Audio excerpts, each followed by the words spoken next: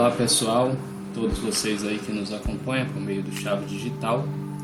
Nesse vídeo eu vou compartilhar aqui uma experiência que eu tive para ajudar aí o pessoal que, assim como eu, iniciou por conta própria e está na luta. E também vou aproveitar e responder uma pergunta, inclusive isso farei agora. Alguém perguntou para mim, inclusive é frequente essa pergunta. Duas perguntas que é frequente, eu às vezes fico sem palavras para poder responder. A primeira eu vou responder agora e a segunda eu vou deixar mais para frente, que eu ainda não tenho condições de responder, não pensei em uma forma de dar a resposta.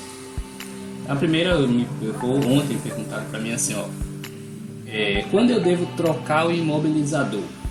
Bom, talvez você que está vendo esse vídeo agora, talvez tenha uma resposta para isso. Eu não tenho, não consegui. Eu posso dizer o seguinte, que eu posso ilustrar, vou fazer uma ilustração aqui. Da última vez que eu viajei de carro, eu passei por um acidente que tinha acontecido há pouco tempo.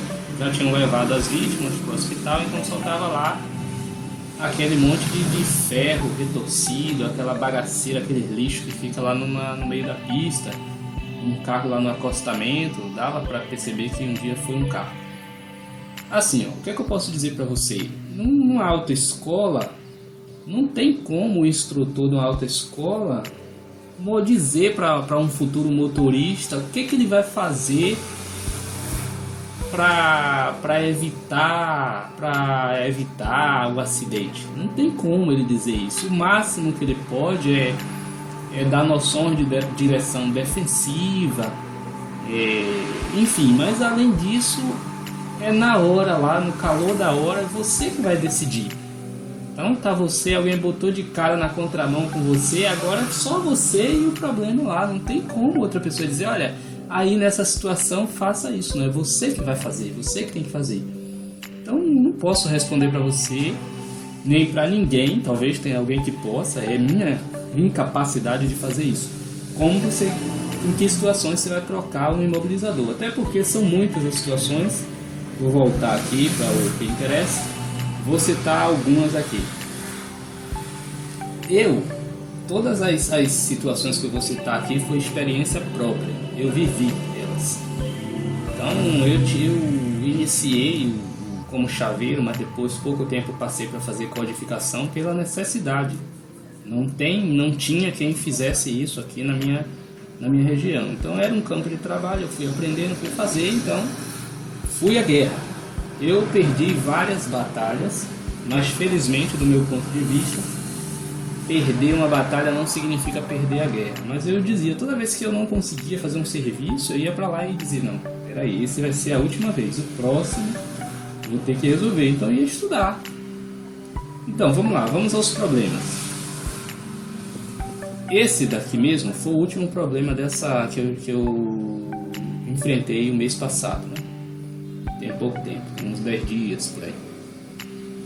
Esse imobilizador, e o dono do carro disse, olha Roberto, eu parei o carro ontem aqui na garagem, hoje quando fui dar a partida não funcionou, acendeu aí a luz do code.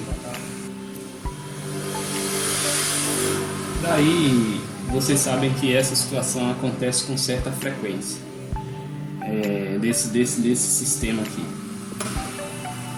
Alguns são provocados pelo próprio proprietário, eletricista, reparador, e outros aparentemente não sei explicar porquê, mas de repente a pessoa diz que parou o carro lá na garagem, quando foi ligar acendeu a luz do code. Geralmente nós vamos lá, codificamos novamente e funciona, mas às vezes não funciona. Eu mesmo já peguei aqui inúmeros problemas que não funcionou, e como eu disse, não é possível dizer para você que vai trocar o imobilizador e vai funcionar, que não é verdade, porque são muitos problemas. Eu já peguei imobilizador cheio d'água, ECU cheia d'água. Essa última mesmo, o cliente disse que foi nessa situação, nesse contexto. Desligou o carro ontem, hoje acendeu a luz do code. Então eu fui lá, tentei codificar novamente, não funcionou.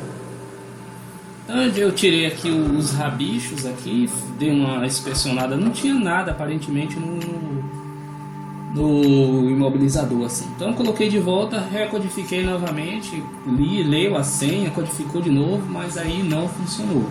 Apagava o painel, quando acendia voltava a apresentar.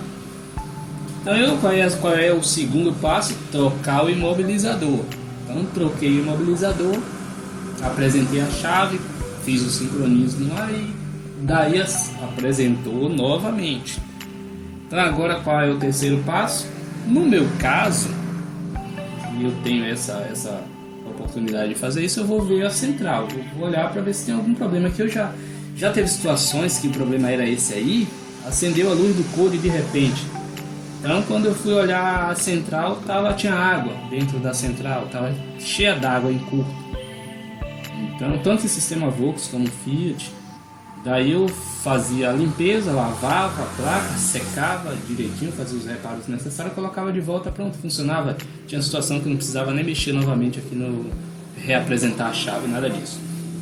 Então eu fui lá olhar a central, aparentemente não tinha nada. Então eu disse, vamos levar para lá eu vejo o que é isso aí que foi que houve. Bom, resumindo essa situação, eu tive que substituir o imobilizador. Está aqui, eu vou explicar ele para vocês. Substituir por outro e ainda assim tive que fazer tive que restaurar o arquivo da EPROM, porque estava corrompido. Tive que colocar um arquivo original e substituir o imobilizador. Aí eu vim para aqui, só que essa situação foi acontecendo com certa frequência e se acumulando imobilizador. Um parado aqui, outro parado aqui, outro parado, outro. Então chegou ao número de 6, eu disse, poxa, isso tem que reparar isso daí. Então eu vou fazer o seguinte, eu vou trabalhar agora na tentativa de reparar isso aqui. Não é possível que um equipamento desse, uma peça dessa não tenha reparo. Muito bem, tanto tem que eu inclusive fiz esse aqui, consegui reparar esse. Esse aqui foi muito simples, eu só precisei restaurar o arquivo da EPROM, está funcionando com um arquivo novo, a própria EPROM. Esse aqui eu tive que colocar uma nova EPROM, um arquivo também novo. Então, comprei um EPROM, coloquei o arquivo, está aí, está funcionando, já fiz o teste. Esse aqui acontece o seguinte, que foi da 4LV, do último problema que eu consegui. Essa EPROM dele, 93C56, ela não segura a programação. Eu faço aqui a leitura. A primeira leitura que eu fiz tinha um arquivo, mas aí eu gravei um arquivo original, coloquei de volta aqui no imobilizador e quando eu ligo no simulador, que tento fazer a programação, dá erro. Dá erro ao programar a chave. Então eu tiro novamente daqui, coloco.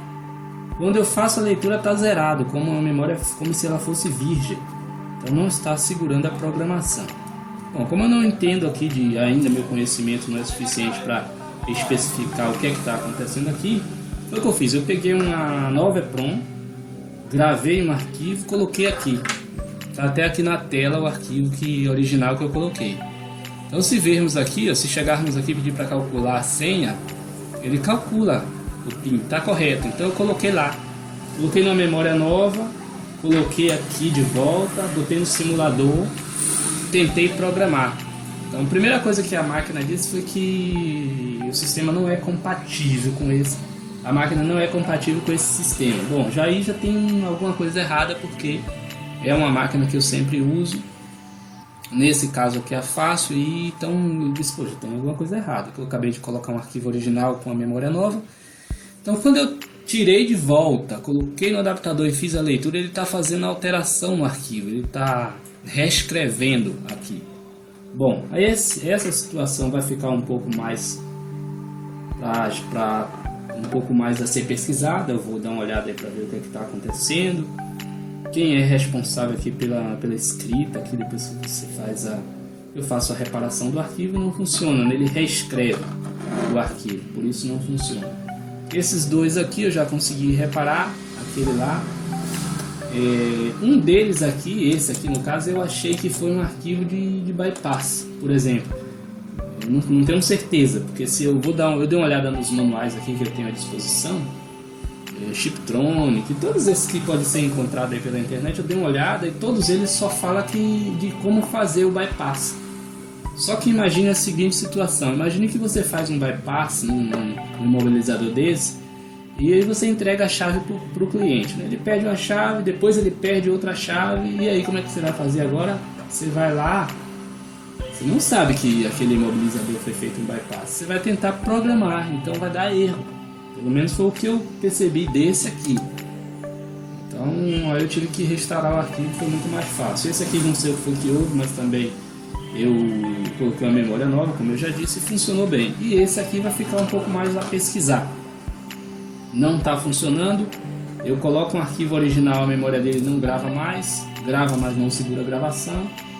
Coloco uma memória nova, mas também não funciona. Ele grava os arquivos originais, coloca aqui, mas quando você liga no simulador ele mesmo reescreve o arquivo, por isso não funciona. Daí nesse caso aí eu vou ficar devendo informações, vou tentar pesquisar para ver se eu consigo reparar aqui. Se eu conseguir, eu posto aqui para vocês. Então espero que eu possa ter ajudado aí com as minhas experiências pessoais. Muitas outras coisas ocorrem aí nesses sistemas. Só ressaltando, não é possível para mim, não sei se tem alguém aí que possa te responder isso, mas para mim não é possível responder aí a ninguém com uma resposta satisfatória dizendo em que situações você vai trocar o imobilizador. Não tem como. São tantas que não tem como aqui apontar. Se eu disser aqui, dar algumas, você vai trocar o imobilizador e não vai resolver. Você vai trocar o imobilizador sem a necessidade de fazê-lo. Então, o melhor é você, de acordo com as suas experiências aí, de acordo com a sua capacidade de analisar, resolver o problema, em algumas situações trocar, em outras não trocar. Era essas informações por hora. Espero que em breve eu possa estar aqui novamente com vocês. Até mais.